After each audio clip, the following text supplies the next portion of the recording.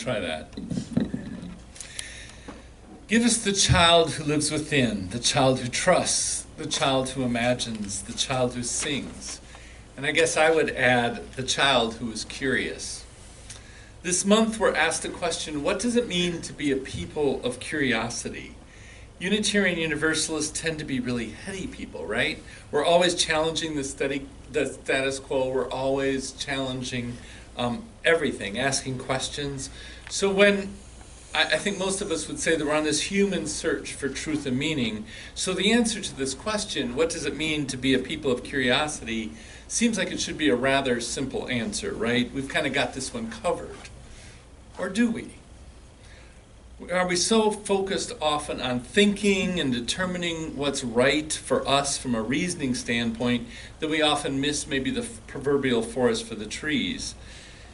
For example, I might be able to tell you really clearly what my theology is and what my belief about the ultimate questions in life, but I probably can't tell you with equal clarity what I would consider sacred or where I would even find what I think is sacred.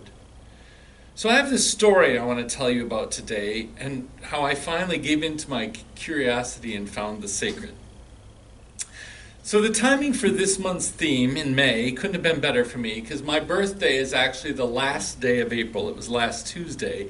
And this year I decided to get curious on my birthday, to really live into what the theme was.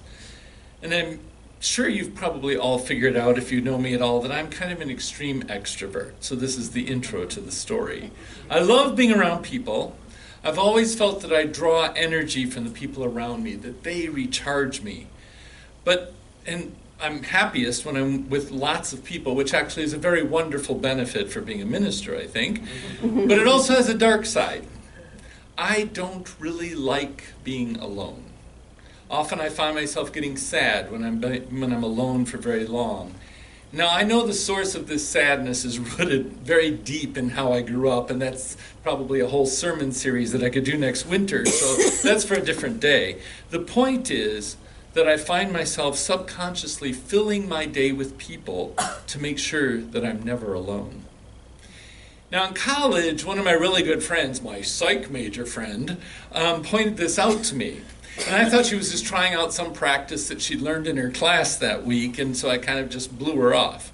But then later years in seminary, my mentor and other colleagues suggested that I should take some time alone to get comfortable with who I am.